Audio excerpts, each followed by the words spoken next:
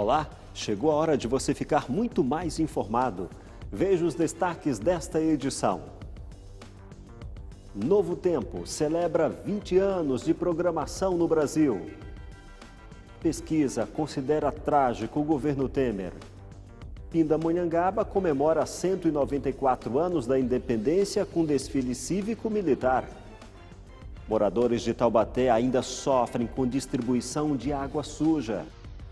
Levantamento mostra o perfil dos eleitores aqui do Vale do Paraíba. E veja também. Hoje nós vamos falar de cultura, e especificamente sobre o folclore, a sua influência aqui no Vale do Paraíba, até na culinária, né? Essas obras imortais tiveram efeito nas receitas tão gostosas que a vovó prepara e que a gente vai levando aí numa prática mais ou menos pela tradição. Estamos aqui recebendo o professor Moacir Santos, ele é historiador, doutor em História, atua na Unital, na Universidade de Taubaté, e vai trazer muitas informações importantes hoje aqui no Repórter Setorial. Já, já. Você confere essas e outras informações agora.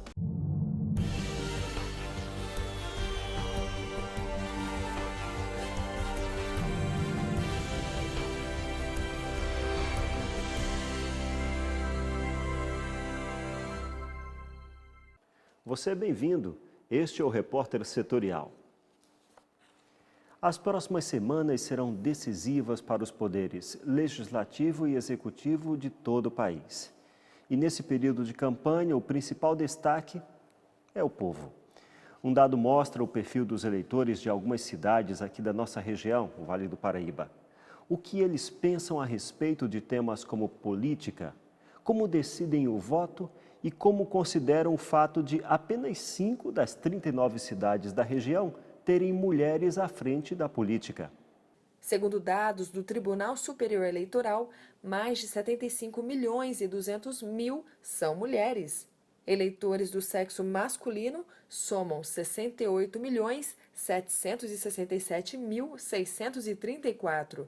Mesmo sendo a maioria, a representatividade feminina entre os políticos é muito baixa, apenas cerca de 9%. Vários fatores podem envolver essa baixa adesão à política. Medo, né, de enfrentar esse mundo político na atual conjuntura, talvez um pouco de prudência e talvez também comodidade, né? Também é um fator que a mulher tá ali, tá confortável, tá na sua casa, tá cuidando porque o trabalho doméstico é um trabalho também como qualquer outro, mas é um trabalho que de certa maneira é mais confortante do que uma empresa e tudo mais. Então eu acredito que talvez um dos fatores, o medo de encarar essa política atual, seja um fator mais importante. Na região, a situação não é diferente. Pindamonhangaba tem cerca de 110.200 eleitores. Destes, 57 mil são mulheres. O legislativo da cidade tem 11 vereadores e são todos homens. Em Taubaté e São José dos Campos, pouco mais de 52% dos eleitores é feminino. Na principal cidade do Vale, são 21 vereadores, dos quais 5 são mulheres. Já Taubaté possui 19 cadeiras na Câmara e apenas 3 são ocupadas por elas. Das 39 cidades que compõem todo o Vale, apenas 5 prefeituras são comandadas por mulheres. Nos grandes centros urbanos, a gente vê que a mulher ainda está mais ativa, ela entra, ela tem uma vida política mais ativa. Agora, no interior, nas cidades interiores, aí você percebe que não tem.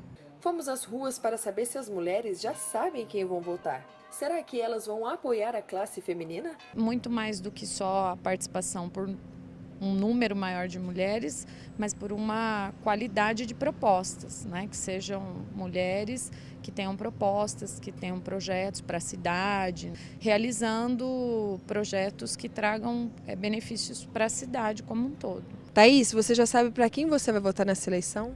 Ainda não, a gente está em dúvida ainda, analisando as propostas, né? Mas vai ser um voto super consciente. Segundo a professora de ciência, o Tribunal Superior Eleitoral tem como tema a campanha Igualdade na Política, que promove o incentivo à participação feminina. Caso não haja, seja ela étnica, cultural, há uma falha na democracia. A diversidade, ela é uma condição necessária para a democracia. Outro dado revelado é referente à escolaridade. No estado de São Paulo, tem ao todo mais de 32.600.000 eleitores. A parcela com ensino fundamental incompleto é de 26,62%. Os que possuem superior completo é de apenas 7,79%. Então, realmente, os números são assustadores com relação a nível de escolaridade, né? Isso soma aí uma fatia de 70% da população. É uma gama de pessoas muito grande que não tem esclarecimento, não tem conhecimento, não tem engajamento,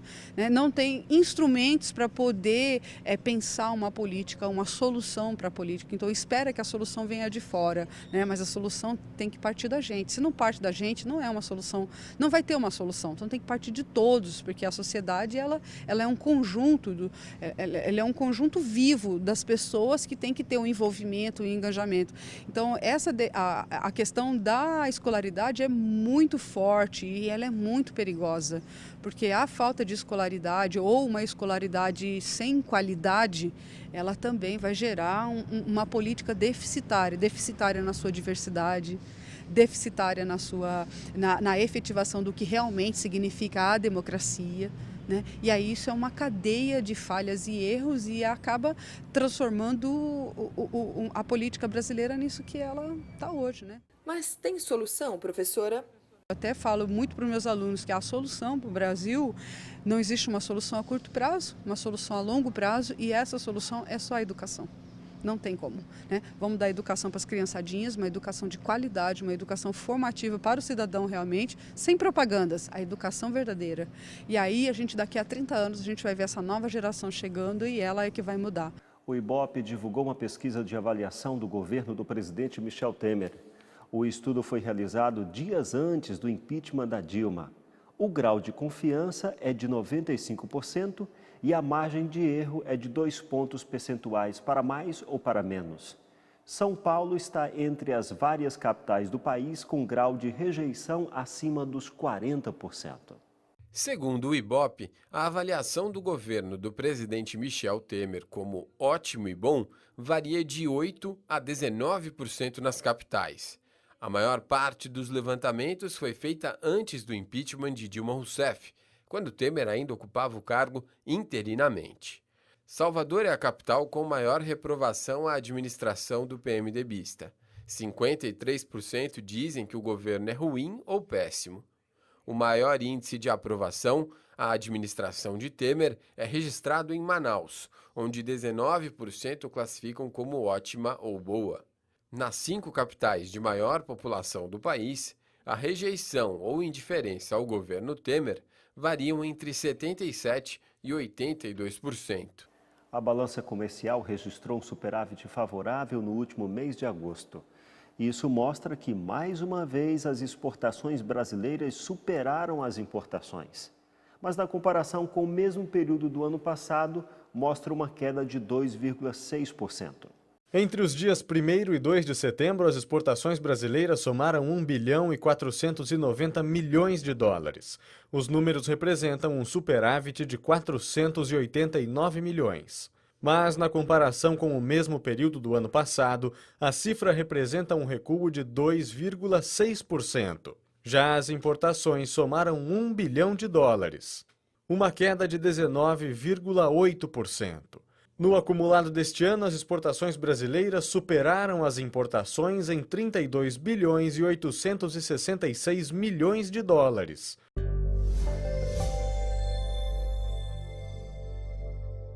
Você acompanha agora o plantão da redação. Kívia Hennen traz mais informações aqui da nossa região.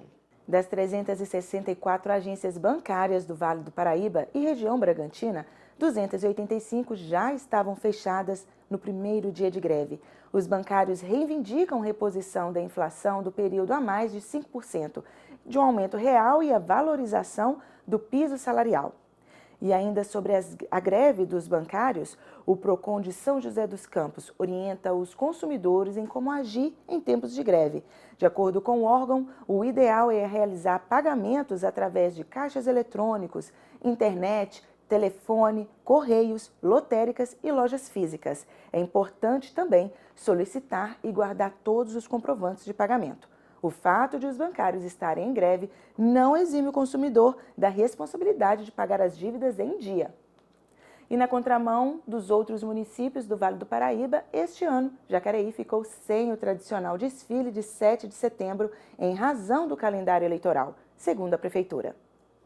E os estudantes de Engenharia Ambiental da Universidade Estadual Paulista protestaram contra as condições de estudo. Segundo eles, as salas de aula não têm ventilação e falta material didático na biblioteca. Para exigir as melhorias, eles bloquearam parte do trânsito em frente à universidade em São José dos Campos.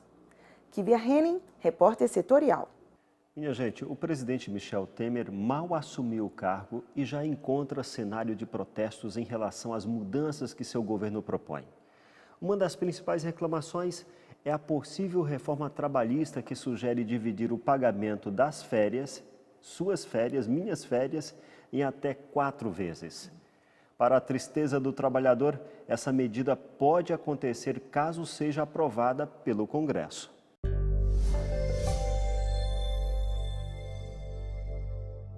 Amigos, Michel Temer está de volta diante de protestos que ainda acontecem pelo país afora, mas disposto a emplacar as reformas econômicas que são consideradas vitais e indispensáveis para que o país retome o rumo do crescimento. E nessa proposta está partilhar as férias em até 4 períodos para evitar transtornos com a substituição através de temporários contratados para suprir as lacunas.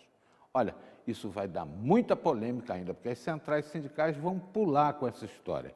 Embora o presidente garanta que não vai mexer em 13º salário e outras vantagens, mas esse partilhamento de férias já vai dar o que falar.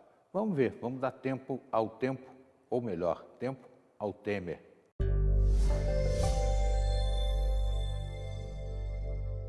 Vamos para um breve intervalo e na sequência você vai ver. Cai a inflação dos brasileiros mais pobres. Aproveite para nos ajudar a encontrar algumas pessoas que infelizmente estão desaparecidas.